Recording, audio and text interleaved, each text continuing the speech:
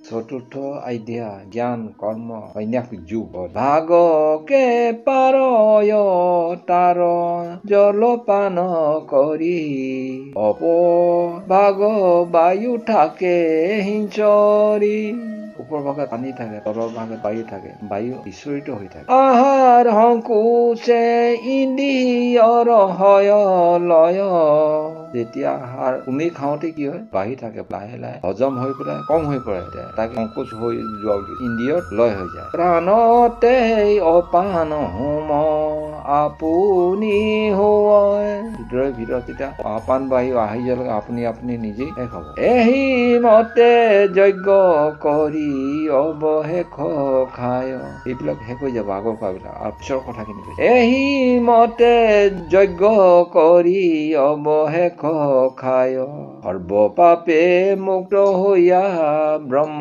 পদ পায় এনেকৈ মানে যজ্ঞ কৰি আমি খাওঁতে ঈশ্বৰৰ নাম অৰ্পণ কৰি ভক্ষণ কৰিব লাগে অৱশেষত খাব লাগে তেতিয়া মানে ঈশ্বৰৰ নাম কৰি গ'লে সৰ্ব পাপ মুক্ত হয় আৰু ব্ৰহ্ম পদ পায় এহি মতে বহুবিধ যজ্ঞ নিৰন্তৰ এনেকৈ বহুত যজ্ঞ চলি থাকে বেদ ব্ৰহ্ম কহে বাক্য ঈশ্বৰ মুখ বেদ হৈছে ব্ৰহ্ম জীৱৰ এইবিলাক ঈশ্বৰৰ বাক্য হয় বেদৰ বাক্য বুলি কৈছে এই বেদৰ বাক্য বোলে ঈশ্বৰৰ মুখৰ কৈছে অযোগ্য জনৰ ইহ কালে সুখ নাই অযোগ্যজনে এই কালতো সুখ নাই পৰকালে গুৰ নৰক পায় যিজনে ঈশ্বৰক ভজন চিন্তন খাওঁতে বহুতে উঠোতে ঈশ্বৰক চিন্তা নকৰাকৈ খায় ঈশ্বৰক অৰ্পণ নকৰাকৈ কাৰ্য নকৰে এইটো দেহাটো দুখ পাব ইটো দেহাত কি হ'ব তেওঁ নৰকলৈ যাব ইয়াত দুখ পোৱাটো দুখ পায় ইটো জন্মটো নৰকলৈ ৰাস্তাত ঢাল ল'ব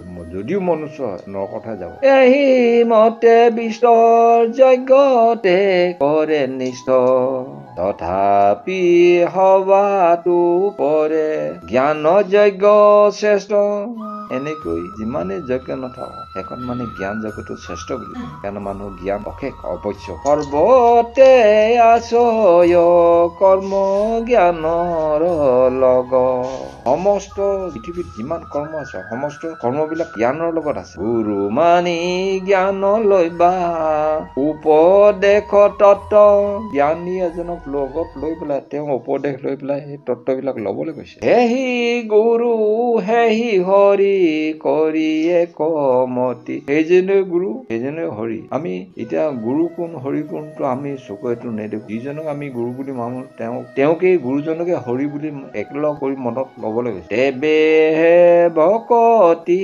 বাঢ়ি হৈব শুদ্ধমতি তেতিয়াহে তেওঁ ভক্তি বাঢ়িব আৰু শুদ্ধমতি হ'ব যি জ্ঞানক জানি নষ্ট हुए মোহ যত যিজন জ্ঞানক জানে জানিও তেওঁ মোহত নষ্ট হৈ যায় আশা আকাংক্ষাত মুক্ত হৈ যায় জ্ঞানী হলেও বাসুদেৱ বুদ্ধি দেখে সমস্ত প্ৰাণীত সেইজনে আকৌ মোহ গলেও তাত নষ্ট হলেও তেওঁ আকৌ বাসুদেৱ প্ৰভু ভগৱন্তৰ বুদ্ধি আছে সকলো জীৱতে প্ৰাণীৰ প্ৰতি মৰম থকা তেওঁ সমগ্ৰ ঈশ্বৰ বুলি ভাবে যত পৰে সংসাৰত মহাপাপী নাই সমস্ত এৰাৱে দেৱে এই জ্ঞান পায় সমস্ত জীৱক যদি সকলো একে সমান জীৱ বুলি ভাবে তেতিয়াহে তেওঁ জ্ঞান পাব এইবিলাক এৰি অনেক জন্মৰ পাপ পুণ্য নিৰন্তৰ এই জ্ঞানে তৎকালে মানে ভস্ম কৰে অনেক জন্ম যদি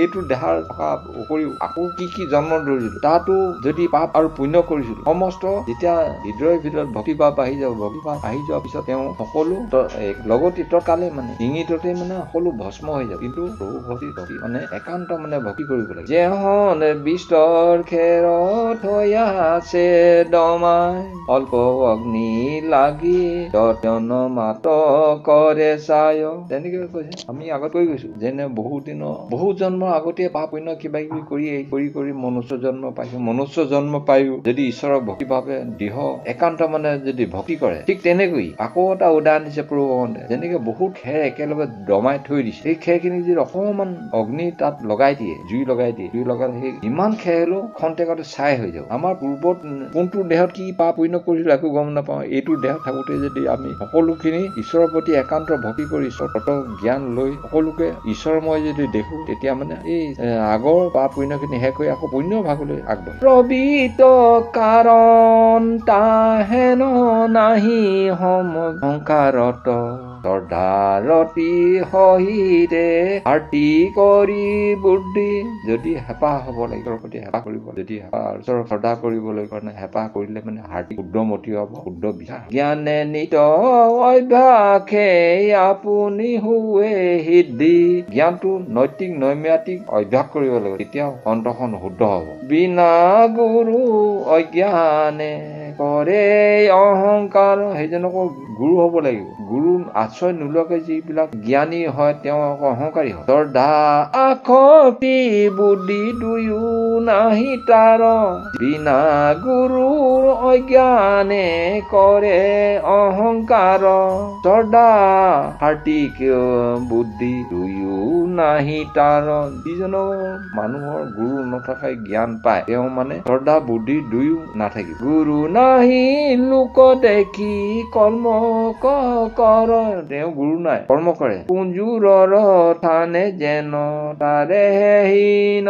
তেওঁ মানে লুকাই থকা অকমান সৰু জেগা এটা লিখি থকাৰ দৰে। কৰিলে কৰয় কৰ্ম নুগুচে সংশয়। কামটো কৰে কিন্তু সন্দেহ নাযায়। যেন মিছা বস্তুত পুৰুষে কৰে ভয়। মিছাটি সেইজনে ভয় কৰে, সন্দেহ হৈ থাকে মনত। একো কালে গতি নাই সংশয় জনৰ। এই কালতটো গতি নহব সংশয়। পৰকালে কৰ্ম ফল নৰক মাতৰ। এইটো কালতটো গতি নাপায়, ইটো কালত আকৌ মৰাৰ পিছতো তেওঁ গতি নাপাব, তেওঁ নৰকত যাব। তুমি কৰ্ম কৰিবা নকৰিবা অহংকাৰ। তুমি কৰিলেও কৰিবা, নকৰিলেও অহংকাৰ নকৰিবা। ঈশ্বৰে অৰ্পিয়া কৰা আজ্ঞা মানি আৰু। তুমি কৰ্ম কৰিলেও কৰিবা, নকৰিলেও নকৰিবা, কিন্তু ঈশ্বৰক অৰ্পণ কৰি আজ্ঞা মানি কৰ্ম কৰা। আত্মা অকৰ্তা বুলি যিজনে জান, তাক একো কালে কৰ্ম পাকে নাবান্ধয়। আমাৰ হৃদয়ৰ ভিতৰত বহি থকা যিজন পৰম পিতা পৰমেশ্বৰ আছে, ঈশ্বৰ নাথাকিলে আমাৰ শৰীৰটো জড় হৈ পৰিব, লৰচৰ কৰিব নোৱাৰা হৈ পৰিব। আমি চৈতন্য অৱস্থাত আছে, আমি জীয়াই থকা অৱস্থাত আছো, তেওঁ জীয়াই ৰাখিছে। সেইকাৰণে তেওঁক বুজি পাবলৈ প্ৰভু ভগৱন্তই আমাৰ আত্মাটো একো নিবিচাৰে, তেওঁ নিৰাকাৰ। আমাৰ হৃদয়ৰ ভিতৰত নিৰাকাৰ হৈ সকলোকে চৈতন্য কৰি জীয়াই ৰাখে। অজ্ঞান সংশয় মোহ অহংকাৰ বুদ্ধি জ্ঞান তীক্ষ্ণ খৰ্গৰে তাক পেলাও কচেদি। অজ্ঞান সংশয় যদি আছে আমাৰ, আৰু মোহ আৰু অহংকাৰ বুদ্ধি আছে, সেইটোৱে কি কৰিব লাগিব? আমাৰ অজ্ঞান আছে, অজ্ঞান থকাৰ কাৰণে সংশয় হ'ব, সন্দেহ হ'ব। মোহ আছে, আশাবাদী হ'ব, অহংকাৰ বুদ্ধি আহিব। এইবিলাক কেনেকে কি কৰিব লাগিব? আমি তীক্ষ্ণ জ্ঞানৰ তীক্ষ্ণ খৰ্গ মানে কটাৰী দাহ, সেই কাটি জ্ঞানৰ খৰ্গই কাটি তাক পেলাই দলিয়ে পেলাব লাগিব। বন্ধু বদ সুক মোহ অজ্ঞানৰ ইচ্ছা।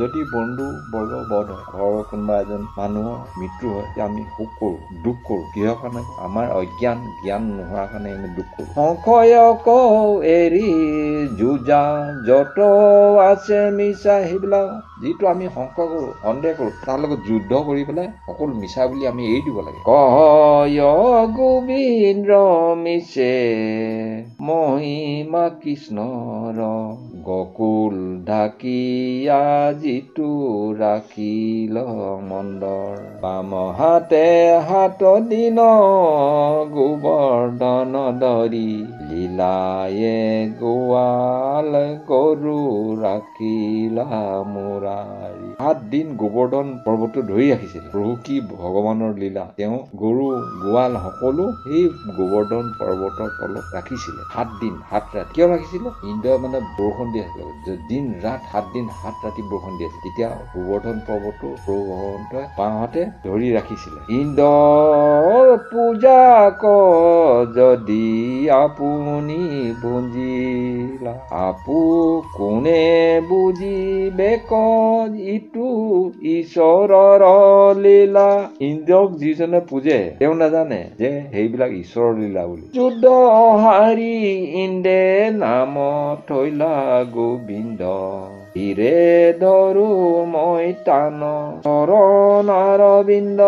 ইন্দ্ৰই যুদ্ধত গোবৰ্ধন 7 দিন 7 ৰাতি ধৰি আছিলে। প্ৰভু ভগৱন্ত স্বয়ং কৃষ্ণ ভগৱানে বাওঁতে কেঙুলি ধৰি ৰাখিছে 7 দিন 7 গোবৰ্ধন। এইখন এখন যুদ্ধ বুলি কৈছে। এই যুদ্ধত কোন হাৰি গ'ল? ইন্দ্ৰ দেৱতা হাৰি গ'ল। 7 দিন 7 ৰাতি বৰষুণ দিয়াৰ পিছতো মানে একো হিলাব নোৱাৰিলে, লৰচৰ কৰিব নোৱাৰে। হাৰি পেলাই ইন্দ্ৰ দেৱতাই প্ৰভু ভগৱন্তক গোবিন্দ নাম ৰাখি তেওঁৰ চৰণত ধৰি সেৱা কৰি থাকিবলৈ কৈছে সকলো সমস্ত নৰক। অহংকাৰ মহামোহ গুছে যেন মত, অহংকাৰ মহামোহ যেনেকে গুছে সদায়ে থাকো কমন ৰঙা চৰণতে।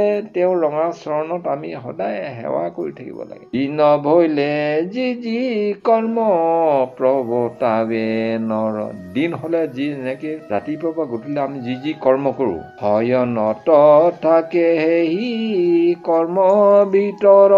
আমি দিনটোত যিখিনি কাম কৰো যে হোম হোৱাৰ টাইমতে সেই কৰ্মখিনি মনলৈ আহি অভ্যাস চিন্তন মন পৰম উপায়, অভ্যাস আৰু চিন্তা কৰা পৰম উপায় বুলি। সমাধি ঈশ্বৰ মূৰ্তি লাগ পায়, আমি সদায় যদি ঈশ্বৰক চিন্তন কৰো অভ্যাস কৰো তেতিয়া প্ৰভু ভগৱন্তৰ মূৰ্তিটো আমি দেখা পাম বুলি, লগ পাম বুলি কৈছে। যদি ভাল বস্তু খাই উগাও আহে, তাৰ সুগন্ধ বায়ু যায় দক্ষু দিশে। আমি ভাল বস্তু দি খাওঁ, উগাই আহিলো চাৰিওফালে বিয়পি যায়। হেন জানি হবা সদ পৰম উৎকুখে, অৰুণ চৰণ দুটি বান্ধি উকু বুকে।